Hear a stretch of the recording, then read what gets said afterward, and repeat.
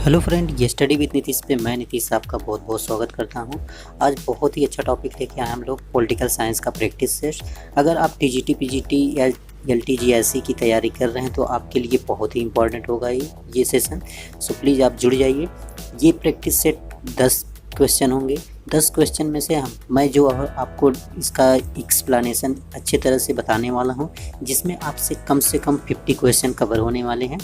अगर आप किसी भी कॉम्पिटिटिव एग्जाम की तैयारी कर रहे हैं जिसमें आपका ऑप्शनल सब्जेक्ट पॉलिटिकल साइंस है यानी कि राजनीति विज्ञान है, तो आपको ये प्रैक्टिस सेट ज़रूर करना चाहिए। कहीं ना कहीं आपके लिए ये हेल्पफुल हो सकता है। अगर आप मेरे चैनल पर नए हैं तो पहले चैनल को सब्सक्राइब ज़रूर कर लीजिएगा, क्योंकि ये चैनल आप जैसे ही सब्सक्राइब करेंगे नोटिफिकेशन बेल आइकॉन प्रेस कर दीजिएगा, ताकि जो भी मेरे द्वारा इस तरह के वीडियो बनाए जाएंगे उसका नोटिफिकेशन आपके पास पहुंचता रहे। अगर आपको हेल्पफुल लगे तो सब्सक्राइब करिएगा, अदरवाइज कोई प्रॉब्लम नहीं है। तो ये वीडियो इस दृष्टि से बनाया गया है कि टीजीटी पीजीटी एलटीजीएससी के लिए बहुत ही इंपॉर्टेंट होने वाला है। इसमें जो क्वेश्चन डाले गए हैं बहुत ही बार रिपीट हुए हैं क्वेश्चन हर एग्जाम में। सो प्लीज़ चलिए शुरू करते हैं आज का टॉपिक अपना political science practice set number 1 हम लोग कवर करने वाले। देखिए आपके सामने पहला क्वेश्चन है, नागरिकता की अवधारणा में किसने गुलामों को बाहर रखा था। बहुत ही अच्छा क्वेश्चन है ये कि नागरिकता की अवधारणा को गुलामों को बाहर किसने रखा था, ये आपसे पूछा जा रहा है। अगर आपको पता होगा तो आप बता सकते हैं। देखिए ऑप्शन आपका हो जाता है, पहला प्लेटो, दूसरा अरस्तु, तीसरा हॉब्स और चौथा ऑस्टिन होता है। तो इसमें से आपको बताना है कौन सा ऑप्शन सही होगा जिसने गुलामों को बाहर रखा था, यानी कि नागरिकता उनको नहीं प्रदान किया था। तो मैं आपको बता दूं, इसका ऑप्शन आपका राइट हो जाता है अरस्तु। अरस्तु जो है आपका ये आंसर राइट हो जाता है, क्योंकि अरस्तु ने नागरिकता की अवधारणा में गुलामों को उन्होंने बाहर रखा था। किन किन को बाहर रखा था ये भी जान लीजिए। ये रखे थे महिला को बाहर रखा, बच्चों को बाहर रखा, विदेशियों को बाहर रखा और साथ साथ दासों को भी बाहर रखा। और नागरिकता उनको देने का प्रयास उन्होंने किया जो कि पढ़े लिखे हो, यानी कि जो राजनयिक कार्यों में भाग लेते हो, नागरिकता उनको, यानी कि 10% को वो लोग नागरिक मानते थे। अब मैं बात कर लूँ अरस्तु के बारे में। अरस्तु के बारे में हो गया बात। अब प्लेटो के बारे में बात कर लेते हैं हम लोग। प्लेटो, देखिए प्लेटो जो है, ये प्लेटो दार्शनिक राजनीति के जनक माने जाते हैं। बहुत ही इंपॉर्टेंट क्वेश्चन बनता है। प्लेटो दार्शनिक राजनीति के जनक माने जाते हैं और इन्होंने शासन व्यवस्था को क्या बनाया, विशेषाधिकार पर ध्यान दिया। यानी कि इनका न्याय जो था वैशेषिक था, यानी कि जो शासक वर्ग, उत्पादक वर्ग और सैनिक वर्ग, 3 वर्गों को इन्होंने बांटा था। और तीनों वर्गों में शासक और सैनिक वर्ग को इन्होंने क्या नाम दिया था, ये दिया थे संरक्षक वर्ग। यानी कि शासक और सैनिक वर्ग को इन्होंने क्या नाम दिया था, संरक्षक वर्ग नाम दिया था। जबकि उत्पादक वर्ग और इन्होंने प्लेटो, देखिए प्लेटो पहले ऐसे दार्शनिक हैं जिन्होंने पुरुष और स्त्री में कोई मतभेद नहीं किया, यानी कि कोई भेद नहीं किया। वहीं अरस्तु की बात किया जाए तो अरस्तु ने भेद किया है, ठीक है, क्योंकि अरस्तु ने नागरिकता की अवधारणा में स्त्रियों को बाहर रखा, जबकि प्लेटो ने जो है पुरुष शिक्षा और स्त्री शिक्षा में कोई भी भिन्नता नहीं दिखाई पड़ती है। वैसे बात की जाए तो अगर यहाँ पे देखा जाए तो यहाँ पे पूछा जा रहा है कि गुलामों को बाहर रखा नागरिकता की अवधारणा में, जबकि यहाँ पे बात हो रही है कि अगर दासों की बात की जाए, दास को बाहर रखा था इन्होंने। दास कहें या गुलाम कहें तो बात एक ही है, आप इसको समझ जाना है कि प्लेटो के यूनान में उस समय दास प्रथा जो थी प्राकृतिक थी, स्वाभाविक था। यानी कि अरस्तु मानते थे कि जो दास प्रथा है वो जन्म स्वाभाविक है, यानी कि वो प्रकृति द्वारा मतलब बनाए जाते हैं दास के लिए ही। जबकि प्लेटो इस दास प्रथा पे मौन था, यानी कि इसके बारे में कोई बात नहीं की, ठीक है। और हॉब्स को जानते हैं, निरंकुश संप्रभुता के जनक माने जाते हैं। और ऑस्टिन को जानते हैं आप लोग, कानूनी संप्रभुता के जनक माने जाते हैं। कौन? ऑस्टिन। नेक्स्ट क्वेश्चन देखते हैं हम लोग। देखिए क्वेश्चन नंबर 2 है आपके सामने। इसमें पूछा जा रहा है किसे सभी सामाजिक संस्थाओं में सबसे शक्तिशाली माना जाता है। बहुत ही अच्छा क्वेश्चन है डियर। इसमें कौन सी संस्था ऐसी है जिसको सबसे शक्तिशाली माना जाता है? पहला है राज्य है, दूसरा है राष्ट्र है, समाज है और न्यायतंत्र है। चलिए इसका ऑप्शन बताइए, कौन सा आपका ऑप्शन सही होगा जिसे सबसे शक्तिशाली माना जाता है। मैं आपको इसका ऑप्शन बता देता हूँ। इसमें सबसे शक्तिशाली ऑप्शन आपका हो जाएगा ऑप्शन नंबर यानी कि राज्य को ही सबसे शक्तिशाली माना जाता है, ना कि राष्ट्र को, ना समाज को, ना न्यायतंत्र को। केवल किसको माना जाता है? राज्य को ही सबसे शक्तिशाली माना जाता है। कि प्रेजेंट टाइम में अब राज्य को देखेंगे, राज्य जो होता है लोक कल्याणकारी राज्य होता है, यानी कि राज्य जो है सबके कल्याण की बात करता है और राज्य में ही सारे कार्य निहित होते हैं। राज्य द्वारा ही नागरिकों को अधिकार प्रदान किए जाते हैं और न्याय भी प्रदान किए जा रहे हैं। इसलिए सबसे शक्तिशाली क्या हो जाएगा? आपका राज्य हो जाएगा। और राज्य की देखिए, अब राज्य की सदस्यता अनिवार्य है, यानी कि राज्य का सदस्य होना आपको अनिवार्य है, जबकि इन सब का सदस्य अनिवार्य नहीं है। आप सदस्य बन सकते हैं, अन्यथा नहीं भी बन सकते हैं। और इनके कार्यों को पालन करने के लिए आपको बाध्य किया जा सकता है, यानी कि आप पूर्णतः स्वतंत्र नहीं रहेंगे। ठीक है, अब देखते हैं क्वेश्चन नंबर 3 देखते हैं। क्वेश्चन नंबर 3 है आपका, यूनानी नगर राज्य का आधुनिक नाम क्या है? बहुत ही अच्छा क्वेश्चन है। यूनानी नगर राज्य का आधुनिक नाम क्या है, ये आपसे पूछा जा रहा है। ऑप्शन नंबर 1 है नगर, दूसरा है सरकार, तीसरा है कस्बा और चौथा है राज्य। तो यूनानी नगर का जो आधुनिक नाम यानी प्रेजेंट टाइम में जो नाम रखा गया जाना जाता है उसको क्या कहते हैं? देखिए, यूनानी नगर की बात किया जाए तो यूनानी नगर का आधुनिक नाम जो होता है वो क्या होता है? वो होता है आपका राज्य। प्रेजेंट टाइम में देखिए, यूनानी का होता है नगर राज्य इसको बोला जाता था। ठीक है, नगर राज्य, यूनानी नगर राज्य, जबकि प्रेजेंट टाइम में इसका जो मतलब होता है राज्य होता है। पहले की बात किया जाए तो यूनानी नगर राज्य का आधुनिक नाम जो है राज्य है, और पहले क्या था? पहले इसको नगर राज्य बोला जाता था। क्वेश्चन नंबर 4 देखते हैं हम लोग। 4 में क्या पूछा जा रहा है? पोलिस शब्द का मतलब क्या है? बहुत ही अच्छा क्वेश्चन है। अभी इसके पहले का क्वेश्चन अगर आप समझ गए होंगे तो पोलिस शब्द का मतलब भी समझ जाएंगे। पोलिस शब्द का मतलब क्या होता है? देश होता है, राज्य होता है, शहर राज्य होता है, या गांव होता है? तो इसका ऑप्शन आपका सही हो जाता है ऑप्शन नंबर 3, शहर राज्य। अभी मैंने बताया था ना, नगर राज्य, जो नगर राज्य था वो पोलिस शब्द से ही बना था। किससे बना था? पोलिस शब्द से ही बना था, जिसे नगर राज्य कहते हैं। तो नगर राज्य या शहर राज्य, शहर और नगर में डिफरेंस है, काफ़ी लोग इसी में कंफ्यूज हो जाते हैं। ठीक है, शहर राज्य, तो इसका ऑप्शन शहर राज्य होगा। यानी कि पुलिस का अर्थ आपसे पूछा जा रहा है तो वहाँ पे क्या ऑप्शन टिक करेंगे? शहर राज्य या नगर राज्य। ठीक है, क्वेश्चन नंबर 5 देखते हैं हम लोग। 5 है, पॉलिटिक्स शब्द की उत्पत्ति पोलिस से हुई है। पॉलिटिक्स शब्द की उत्पत्ति पोलिस से हुई है, जो एक है क्या शब्द? फ्रांसीसी शब्द है, यूनानी शब्द है, चीनी शब्द है, या फिर जर्मन शब्द है? तो पॉलिटिक्स किस शब्द से उत्पत्ति हुई है, ये आपसे पूछा जा रहा है।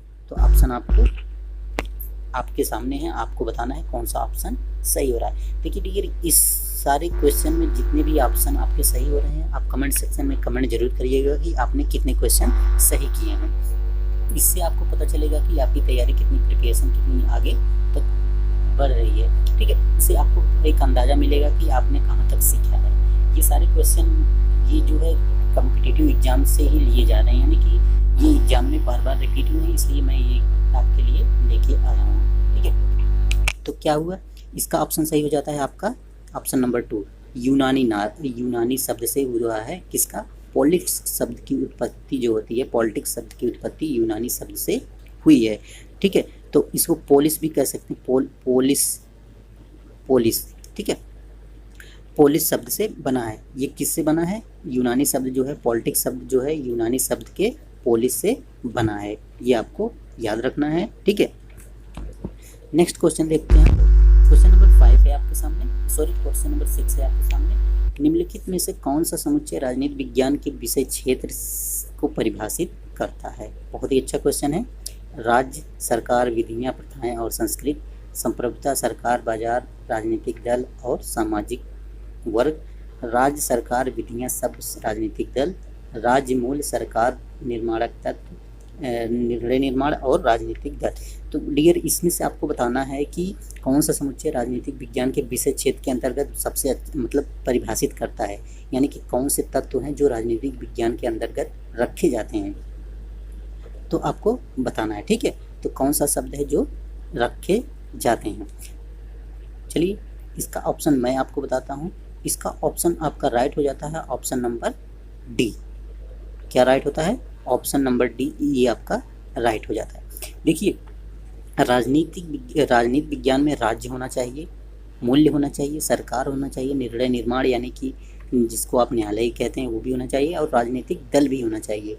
और इन सब में क्या डिफरेंस है देखिए, राज्य सरकार, विधियाँ, प्रथाएं और संस्कृति ये सब होनी चाहिए यहाँ पे। बट यहाँ पे जो है सरकार का मतलब निर्णय निर्माण की कोई विधियाँ भी नहीं है, तो ये रॉन्ग हो जाता है आपका।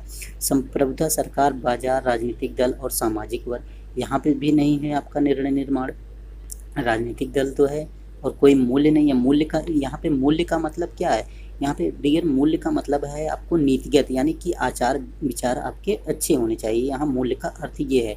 अब यहाँ मूल्य से आप दर्शन में मत जाइएगा कि मूल्य प्रधान जो होते थे दार्शनिक होते थे, जो वैज्ञानिक नहीं होता था। तो यहाँ मूल्य का मतलब नीति निर्माण से लगाया जा सकता है।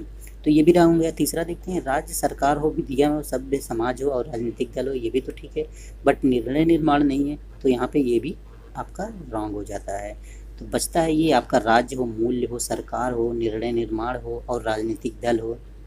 ठीक है, तो ये ऑप्शन आपका राइट हो जाता है, इसलिए आपका ऑप्शन नंबर 4 राइट हो जाता है। नेक्स्ट क्वेश्चन देखते हैं। क्वेश्चन नंबर 7 है आपके सामने। निम्नलिखित में से कौन सा एक राजनीतिक विज्ञान के आधुनिक उपागम का अध्ययन करता है? बहुत ही अच्छा। पहला है लोक जीवन, दूसरा है राज्य, तीसरा है सरकार, चौथा है विधि निर्माण। तो इसमें से आपसे पूछा जा रहा है कि कौन जो है आधुनिक राजनीतिक विज्ञान का जो है उपागम के अध्ययन का क्षेत्र माना जाता है। ठीक है, तो आधुनिक उपागम के क्षेत्र कौन से माने जाते हैं वो आपको बताना है। तो चलिए मैं आपको इसका ऑप्शन बताता हूँ। इसका ऑप्शन नंबर ए आपका राइट हो जाता है, ऑप्शन नंबर ए। अब क्यों ऑप्शन ए राइट होता है ये आपको मैं बता दूँ। ऑप्शन ए राइट क्यों होता है, क्योंकि देखिए लोक जीवन राजनीतिक विज्ञान के आधुनिक उपागम के अध्ययन का क्षेत्र है। राजनीतिक विज्ञान जो है हमारे लोक जीवन यानी कि मानव के जीवन के समस्त क्रियाओं का ही अध्ययन क्या कर लाता है, राजनीतिक विज्ञान कहता है। राजनीतिक, सामाजिक, इसमें सारे अध्ययन, जबकि राज्य का अध्ययन नहीं कहलाएगा आपका, राजनीतिक विज्ञान के आधुनिक उपागम के अंतर्गत नहीं आता है। ना तो सरकार आती है, ना तो विधि निर्माण, बट लोक जीवन आपका आता है। नेक्स्ट क्वेश्चन देखते हैं। क्वेश्चन नंबर 8 है आपके सामने। क्वेश्चन नंबर 8 में पूछा जा रहा है कि निम्नलिखित में से कौन सा आधुनिक राजनीतिक विज्ञान का लक्षण नहीं है, यानी कि जो आधुनिक विज्ञान का जो विज्ञान है उसका लक्षण क्या नहीं है इसमें। पहला है शक्ति का अध्ययन, अंतर अनुशासनात्मक अध्ययन, मूल्य प्रधान अध्ययन, मानवीय क्रियाओं का अध्ययन।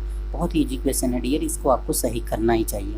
ठीक है, तो देखिए चलिए मैं बताता हूँ आपको कौन सा इसका ऑप्शन सही हो जाता है। ठीक है, तो इसका ऑप्शन आपका राइट हो जाएगा डियर, आपका ऑप्शन नंबर 4। ऑप्शन नंबर 4, निम्नलिखित में से कौन सा आधुनिक राजनीतिक विज्ञान का लक्षण नहीं है। सॉरी ये नहीं पूछा है, थोड़ा सा कंफ्यूजन है यहाँ पे, मैं ध्यान नहीं दिया कि नहीं पूछा है। लक्षण की बात करता तो ठीक है, बट ये कह रहा कि कौन सा आधुनिक विज्ञान का लक्षण नहीं है। तो ये देखिए ऐसी मिस्टेक एग्जाम में होती हैं, ये आपसे भी हो सकती है, मुझसे भी हो सकती है, किसी से भी हो सकती है। मतलब इस तरह के क्वेश्चन हम लोग जल्दबाजी में गलत करके आते हैं, जैसे मैंने अभी गलत इसको सॉल्व किया। तो देखिए मैं आपको बता दूं, तो आधुनिक विज्ञान का लक्षण नहीं है, इसमें से आपसे पूछा जा रहा है। ठीक है, तो आपका ऑप्शन ए शक्ति का अध्ययन है, अंतर अनुशासनात्मक अध्ययन, मूल्य प्रधान अध्ययन, मानवीय क्रिया। देखिए मानवीय क्रियाओं का अध्ययन ये तो इन चारों में से सबसे बेस्ट लग रहा था, इसीलिए मैंने ये बता दिया। ठीक है, और ये नहीं ध्यान दिया नहीं को। तो इसमें बात किया जा रहा है कि कौन सा लक्षण नहीं है आधुनिक राजनीतिक विज्ञान का। देखिए शक्ति का अध्ययन, अंतर अनुशासन, शक्ति का अध्ययन तो बिल्कुल किया जाता है। कोई राज्य अगर शक्तिशाली नहीं होगा तो दूसरा राज्य उस पर क्या अपना आधिपत्य जमा लेगा। अंतर अनुशासनात्मक यानी कि इसमें अनुशासन भी होना चाहिए। और मानवीय क्रियाओं का अध्ययन तो बिल्कुल किया जाता है, बट यहाँ मूल्य प्रधान अध्ययन, मूल्य प्रधान का अध्ययन यहाँ पे है केवल हम अंतरात्मा यानी कि आंतरिक मनन चिंतन की बात करते हैं, यानी कि ये दर्शन से सीधा इसका मतलब आप लगा सकते हैं। हम आधुनिक राजनीतिक विज्ञान में दार्शनिक रूप से इसका अध्ययन बिल्कुल नहीं कर सकते हैं। तो ये ऑप्शन आपका रॉन्ग हो जाता है। तो सॉरी रॉन्ग नहीं, यही आपका आंसर राइट होगा। ऑप्शन नंबर 3 आपका राइट आंसर हो जाएगा। ठीक है, नेक्स्ट क्वेश्चन देखते हैं। क्वेश्चन नंबर 9 है। क्वेश्चन नंबर 9 में क्या पूछा जा रहा है, किसने, यहाँ पे पूछा जा रहा है कि किसने कहा कि राजनीति शास्त्र का प्रारंभ और अंत राज्य के साथ होता है। किसने कहा कि राजनीति शास्त्र का प्रारंभ और अंत राज्य के साथ होता है। बहुत ही इंपॉर्टेंट क्वेश्चन है और कई बार ये रिपीट हुआ है। आप कोई भी बुक लेके सॉल्व पेपर ले जाके देखेंगे तो सब में ये क्वेश्चन आपको मिलेगा। अरस्तु, गार्नर, रूसो।